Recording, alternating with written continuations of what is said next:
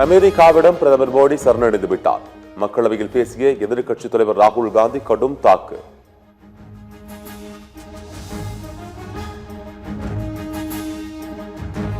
சமையல் எரிவாயு சிலிண்டர் விநியோகம் தொடர்பாக மக்கள் பீதியடைய வேண்டாம். முன்பதிவு செய்த 2.5 நாளில் கேஸ் சிலிண்டர் விநியோகம் செய்யப்படும் எனவும் பெட்ரோலியத்துறை அமைச்சகம் விளக்கம்.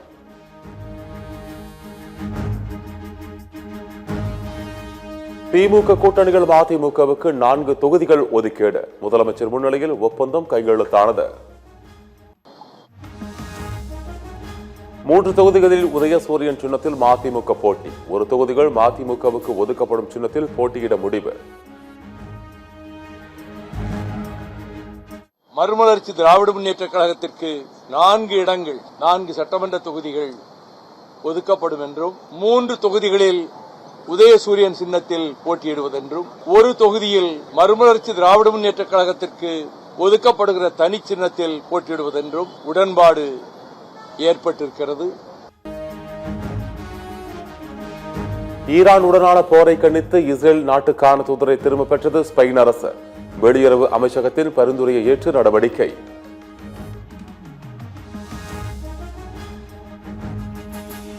மதுரை மாவட்டம் மேலூர் அருகே நடைபெற்ற மஞ்சு விரட்டு நிகழ்ச்சியில் 2 பேர் உயிரிழப்பு, 60க்கும் மேற்பட்டோர் காயம்.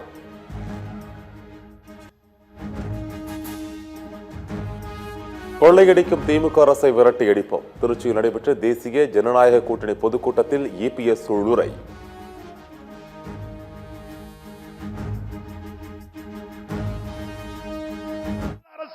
திமுக இப்படிப்பட்ட மோசமான கையிலாகாத அரசாங்கம் திமுக அரசாங்கம்.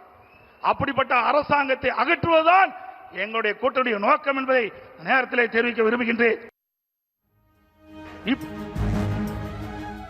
ஒரு குடும்பத்திற்காக செயல்படும் திமுக ஆட்சியை வீட்டிற்கு அனுப்ப மக்கள் முடிவெடுத்து விட்டனர். திமுக கூட்டணியை வீழ்த்த என்டிஏ கூட்டணியால் மட்டுமே முடியும் என்றும் பிரதமர் மோடி பேச்சு.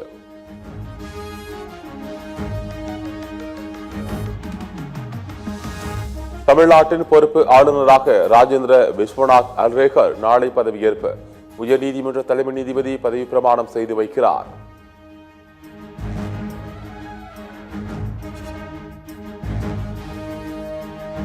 மக்களவையில் சபாநாயகருக்கு எதிரான எதிர்க்கட்சியின் நம்பிக்கையில்லா தீர்மானம் தோல்வி. குரல் வாக்கெடுப்பு நடத்தப்பட்ட நிலையில் எதிர்க்கட்சிகள் கொண்டு வந்த நம்பிக்கையில்லா தீர்மானம் தோல்வியடைந்தது.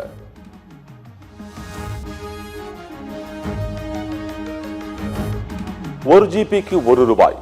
மொபைல் டேட்டாவிற்கு தனி வரி விதிக்க மத்திய அரசு ஆலோசனை.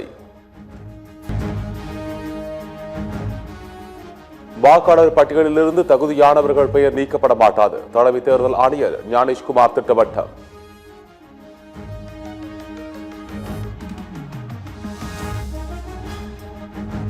கடந்த 6 மாதத்தில் இல்லாத அளவிற்கு இந்திய பங்குச்சந்தைகள் கட்டும் சரிவு.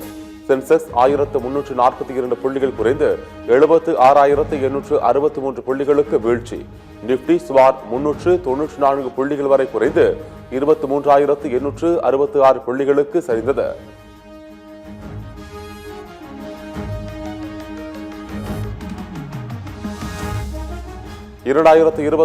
IPL தொடருக்கான முதல் 20 போட்டிகளுக்கான அட்டவணை வெளியீடு.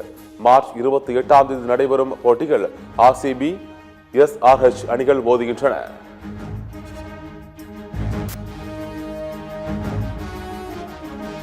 நடப்பு IPL தொடரில் தனது முதல் போட்டியில் ராஜஸ்தான் ராயல்ஸ் அணியை எதிர்கொள்கிறது CSK அணி. மார்ச் 30ஆம் தேதி கவுஹாத்தியில் பல பரீட்சை.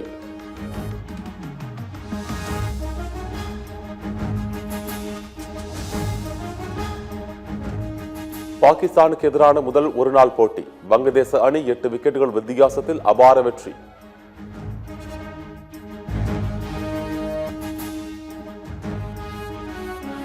வரும் தேர்தலில் டெல்லி அணியை கிளீன் போல்ட் ஆக்குவோம். அரியலூரில் நடைபெற்ற நிகழ்ச்சிகள் துணை முதலமைச்சர் உதயநிதி ஸ்டாலின் பேச்சு.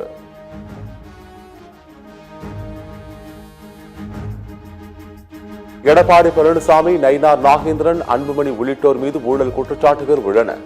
என்டிஏ கூட்டணி நாளுக்கு நாள் கரைந்து கொண்டிருக்கிறது என்றும் திமுக அமைப்பு செயலாளர் RS பாரதி விமர்சனம்.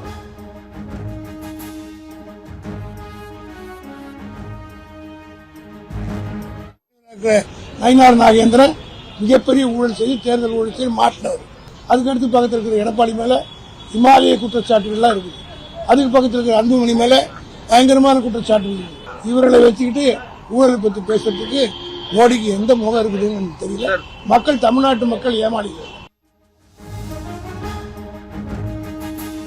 ஈரானில் குவி வைக்க எதுவும் இல்லை, அங்கு போர் விரைவில் முடிவுக்கு வரும் என்றும் அமெரிக்க அதிபர் டிரம்ப் பேட்டி.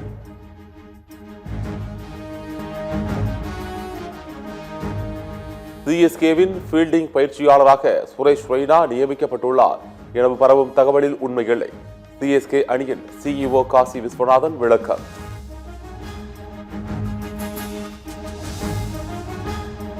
T20 போட்டி வீரர்களுக்கான தரவரிசை பட்டியல் வெளியீடு. முதல் 2 இடங்களை பிடித்து அபிஷேக் சர்மா, இஷான் கிஷன் சாதனை.